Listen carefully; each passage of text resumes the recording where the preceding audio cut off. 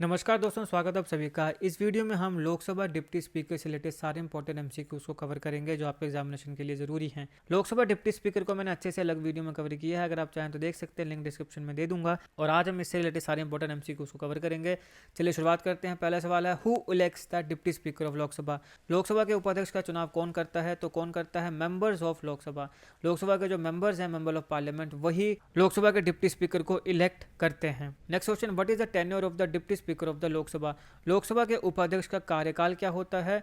तो during the life of Lok Sabha, Lok Sabha की जितनी जिंदगी है, यानी 5 साल होता है ना नॉर्मल, लेकिन बीच में हो सकता है कि सरकार गिर जाए, कुछ हो जाए, तो फिर जैसे अगर मान लो सरकार भी गिर जाए तो फिर जितने भी सरकार रही, जैसे मान लो 2.5 साल रही, तो इसका भी जो टेन्योर है वो 2.5 साल ही रहेगा। 5 साल चली तो इसका टेन्योर भी 5 साल ही चलेगा, लेकिन बीच में हो सकता है इसको रिमूव कर दिया जाए। वो मैं रिमूवल प्रोसेस क्या है वो मैंने सारी डिप्टी स्पीकर वाली वीडियो में बताई है। हो सकता है इसकी डेथ ही हो जाए, हो सकता है कि ये खुद ही रिज़ाइन कर दे, तो उस केस में कम ज़्यादा हो सकता है। लेकिन अगर ऐसा कुछ नहीं होता है तो फिर इसका जो टेन्योर है वो लोकसभा का जितना टेन्योर होता है, जितनी लाइफ होती है, उतना ही चलता है।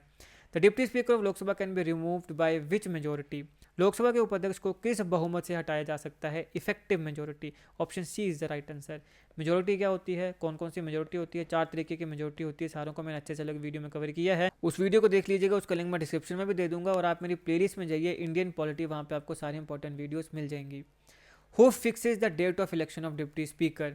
उपाध्यक्ष जो होता है लोकसभा का, उसके चुनाव की तिथि कौन तय करता है? तो कौन तय करेगा? स्पीकर तय करेगा। Option C is the right answer, Lok Sabha का अध्यक्ष। Does the deputy speaker take a separate oath. अब जैसे वो मेंबर ऑफ पार्लियामेंट है और फिर वो डिप्टी स्पीकर भी बन जाता है, तो क्या उपाध्यक्ष अलग से शपथ लेते हैं? नहीं। जो डिप्टी स्पीकर होता है वो सेपरेट ओथ नहीं लेता है। जो member of parliament, as a member of parliament उसने ओथ ली है, वही काफ़ी होती है। Which of the following statement is true about deputy speaker. निम्न में से कौन सा कथन उपाध्यक्ष के बारे में सही है? Deputy speaker is subordinate to speaker. उपाध्यक्ष अध्यक्ष के अधीन होता है, ये गलत है, ऐसा नहीं होता। मतलब हमारा जो कानून है, कॉन्स्टिट्यूशन है, वो ऐसा नहीं मानता। He is appointed by the president. राष्ट्रपति नियुक्त करते हैं? नहीं, हमने देखा कि ये नियुक्त नहीं होता, ये इलेक्ट होता है। ही can preside over joint sittings. ये संयुक्त बैठक की अध्यक्षता कर सकते हैं, बिल्कुल कर सकते हैं, लेकिन तभी करेंगे जब स्पीकर अब्सेंट है। He is not a member of Lok Sabha, बिल्कुल गलत। ये मेंबर ऑफ पार्लियामेंट ही होता है, लोकसभा का मेंबर होता है। तो यहाँ पे ट्रू कौन सी हुई? Option C. C is the right answer, that he can preside over joint sitting. ये संयुक्त बैठक की अध्यक्षता कर सकते हैं, लेकिन कंडीशन क्या है? कि स्पीकर अब्सेंट हो। Next question, under which act were the offices of speaker and deputy speaker first introduced in India. अब जो मैंने आपको डिप्टी स्पीकर वाली वीडियो बताई है, उस वीडियो में मैंने आपको इसका इवोल्यूशन बताया है। मैंने आपको बताया कि 1921 से पहले सिर्फ governor general of India preside करते थे। 1921 में प्रेसिडेंट और डिप्टी प्रेसिडेंट बने। 35 में आके क्या बना? स्पीकर। प्रेसिडेंट जो था वो स्पीकर बन गया, डिप्टी प्रेसिडेंट जो था वो डिप्टी स्पीकर बन गया। तो यहाँ पे गवर्नमेंट ऑफ इंडिया एक्ट 1919 के तहत स्पीकर और डिप्टी स्पीकर की जो ऑफिसेज थे वो इंट्रोड्यूस हुए थे। इनको मॉन्टेशेल्मस्फर्म रिफॉर्म्स भी बोलते हैं। Who was the first Indian elected speaker of the central legislative assembly. पहला Indian elected speaker of central legislative assembly कौन थे? तो ये थे Vithal Bhai J Patel. Option C is the right answer. What special privilege does the deputy speaker enjoy. उपाध्यक्ष को कौन सा विशेषाधिकार प्राप्त होता है? क्या प्राप्त होता है? कि जैसे ही ये किसी पार्लियामेंट्री कमेटी का मेंबर बन जाए, ऑटोमेटिकली उसका चेयरमैन बन जाता है। Becomes automatic chairman of committee he is a part of. जिन समितियों के वह सदस्य हैं, उनके स्वतः अध्यक्ष बन जाते हैं। Option B is the right answer. What is the status of the salary of deputy speaker. उपाध्यक्ष का वेतन किस पर आधारित होता है? तो charge on consolidated fund of India, Bharat की संचित निधि पर यह आरोपित होता है। When the deputy speaker is presiding over the house, he she can exercise a vote only in case of। जब उपाध्यक्ष सदन की अध्यक्षता कर रहे होते हैं, जब डिप्टी स्पीकर, मान लो स्पीकर लोकसभा में अवेलेबल नहीं है, डिप्टी स्पीकर स्पीकर बन गया, तो उस समय किस स्थिति में वह अपने मत का प्रयोग कर सकते हैं?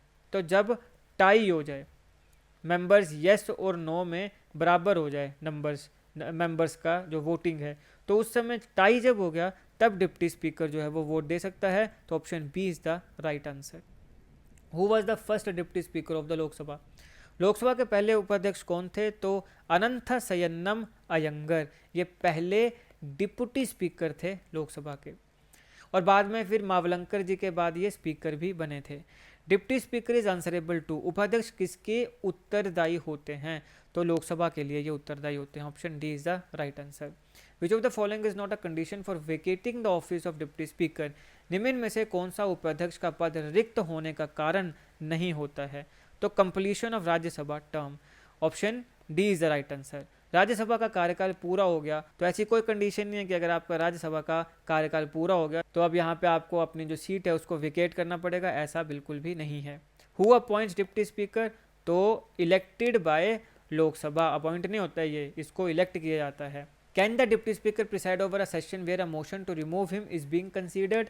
अब बोला जा रहा है भाई इसको रिमूव करने का एक मोशन आया है, तो क्या उसमें भी जो सेशन है उसे भी ये प्रिसाइड कर सकता है?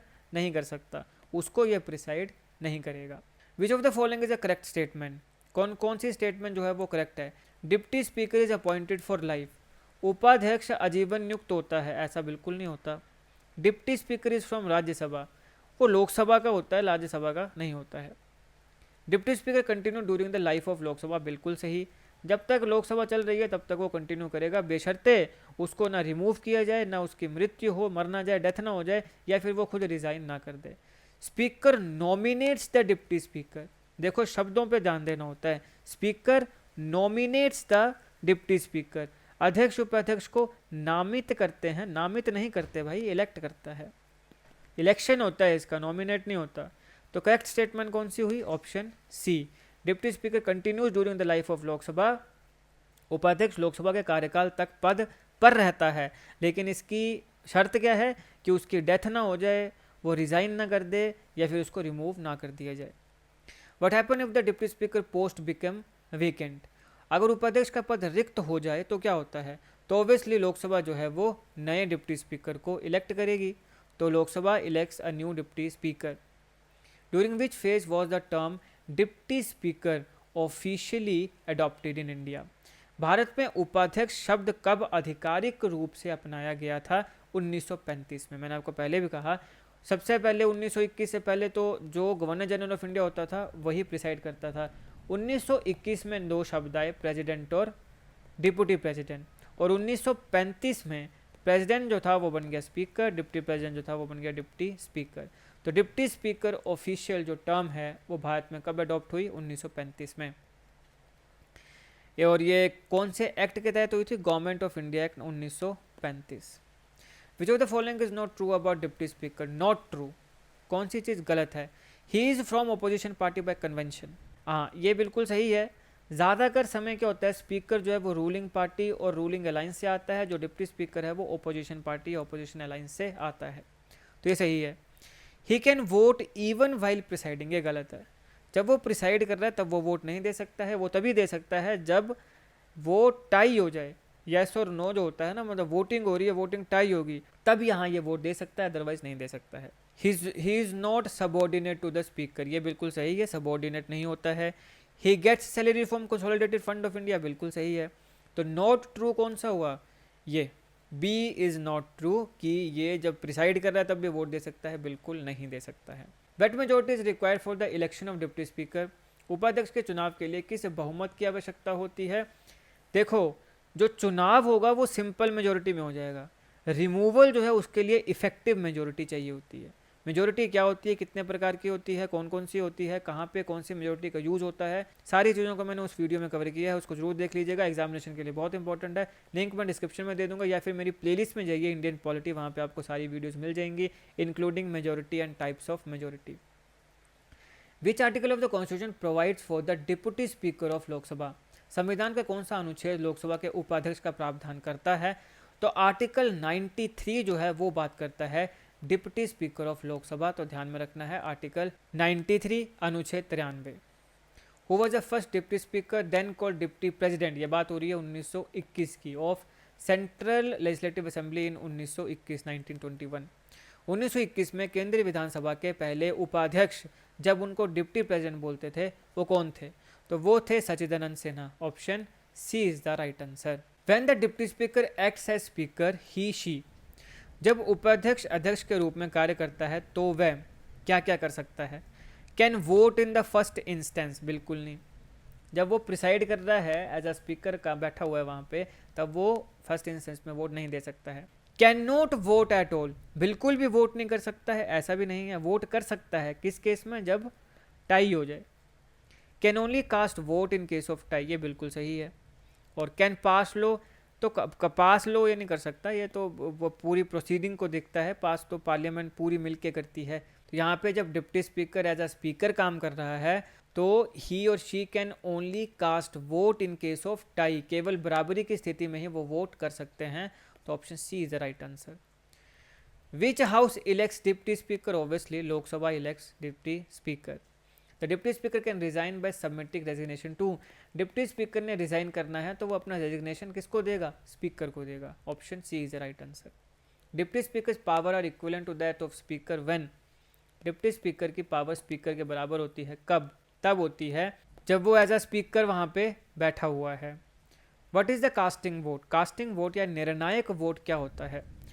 वोट दैट ब्रेक्स टाई, जैसे मान लो कि किसी भी कोई लो आया, उसके ऊपर वोटिंग हुई, अब यस में भी पड़ गए मान लो 100 वोट, नो में भी पड़ गए 100 वोट, तो यहाँ पे ये तो टाई हो गया। तो इस टाई को अब ब्रेक करना पड़ेगा। तो जो स्पीकर है या डिप्टी स्पीकर है वो एक वोट देगा, उसको बोलेंगे कास्टिंग वोट। फिर वो जिसके पक्ष में वोट देगा, वहाँ पे एक नंबर जैसे मान लो यस की तरफ दे दिया तो 101 हो गया। तो यहाँ पे जो टाई है ये ब्रेक हो जाएगा, जो बराबरी है ये टूट जाएगी। तो अब ये जो वोट पड़ा जिसने ये बराबरी, ये टाई जो था इसको ब्रेक किया, तोड़ा, ये हो गया casting vote. Who holds the deputy speaker accountable? तो लोकसभा, लोकसभा के लिए अकाउंटेबल होता है डिप्टी स्पीकर भी और स्पीकर भी।